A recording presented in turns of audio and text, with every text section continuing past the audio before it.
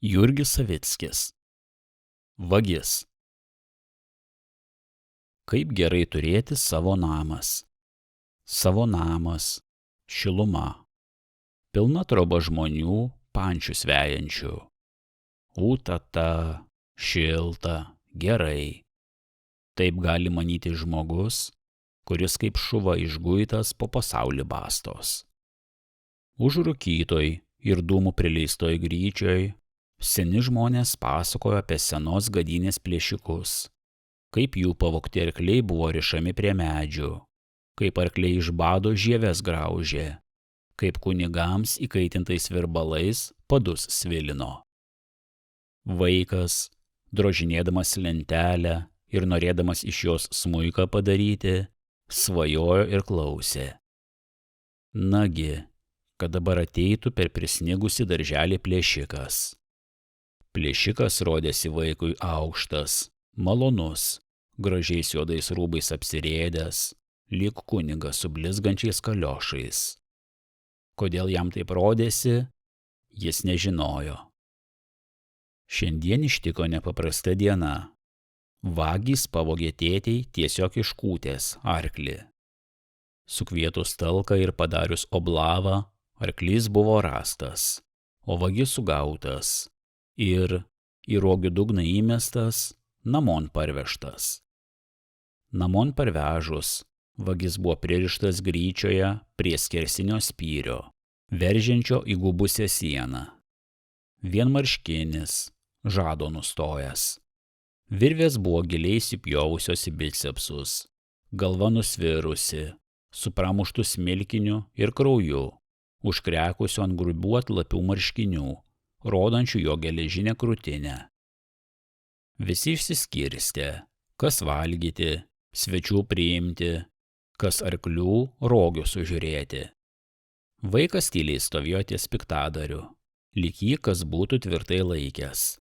Jis negalėjo atspėti, kur jis bus jį matęs. Rarotų vaizdas minė jam šį piktadarį. Žalias veidas, suplėšyti marškiniai, pasvirusi galva.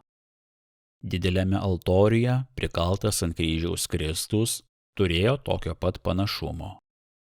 Kas tai piktadarys?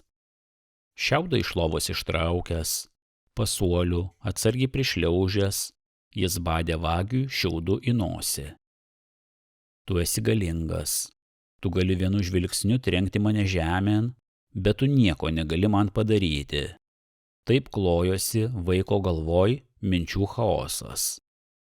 Vagis, atvertęs raudonas akis, pažiūrėjo kokliai po gryčią. Būdamas tikras ūkininkas, žinodamas, kad su plėšiku reikia elgtis, kaip įstatymai liepia, šeimininkas paklausė tikro veidmainio balsu. Gal svetelį pusryčių nori? Kiaulienos? Greit patį pavaišinsiu kiaulieną. Vagis nubudo. Pajuto, kad bėda artinas. Pasiryžęs buvo stoti už savo razbainišką garbę ir atsakinėjo tyliu, pyktį sukuriančiu balsu. Tylėk, vagie, tuoj tave čia pribaigsiu. Pamatysime, kuris pirma. Vagies galva atšokinėjo į pasienį, o blauzdos buvo mušamos batų su pasagaitėmis. Štil, nusidirbusio ir pavargusio žmogaus balsu šaukė šeimininkas, išbėgdamas iš trobos, nors vagis ir nemanė atsakinėti, tik piktos ugnies akimis lydėjo šeimininką. Vaikas, užlindęs į palovio tolimiausią kampą, žiūrėjo nubudusiomis akimis į šitą baisią komediją. Tėtis sako geras, bet kam taip baisiai muša vagį? Skaudžiai suspinksėjo vaiko smilkiniuose. Vaikas pasiryžęs buvo išliuosuoti vagį. Kas bus toliau, jam šią valandą nerūpėjo. Jį niekas dabar negalėtų sustabdyti. Ilgai valandai praslinkus, kuomet sunkiai pradėtasai darbas buvo veik baigiamas, jis sumanė paklausti. O tu man nieko nedarysi? Tėtės nemuši? Paskum su vyrišku budrumu pridėjo. Žinai, toliau galiu neatraišioti. Vagis buvo veik visai išliuosuotas. ir vaikas negalėtų kariauti su tokia pajėga, kaip pavasario upės beplaukia ledai. Nuteistas žmogus tylėjo, įbedęs akis aslon. Jis galbūt pergyveno geriausias valandas savo amžiuje. Kuomet paskutinė virvė nusmuko nuo vagies, jis, kupron susimetęs ir nenormalus, neskubėdamas atsidūrė prie durų. Kažką murmėdamas, tarytum, vaikė sudėjau, sugniaužė jį visą ir prispaudė prie krūtinės. 2 kankinių sudėjau. Vagis lūkuriavo. Vaikui ašaros pripildė akis ir pradėjo byrėti per skruostus ant jo pilkų, su mėlynomis jo šiukėmis trinyčių. Jo užgimusioje šią valandą sieloje suskambėjo krištolinio gailesio šviesios jūros. Jis šią dieną tapo įrašytas žmonių tarpan.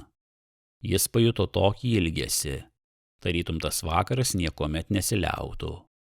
Nematęs didesnių misterijų, pajuto šiame daug brangaus. Vakare vaikas išgirdo, kad vagį sugavo, pririšė prie geltonų mažų šlajukų ir vilko per sniegą, bet šio fakto jis neanalizavo. Jautė tiek tvirtos valios ateičiai.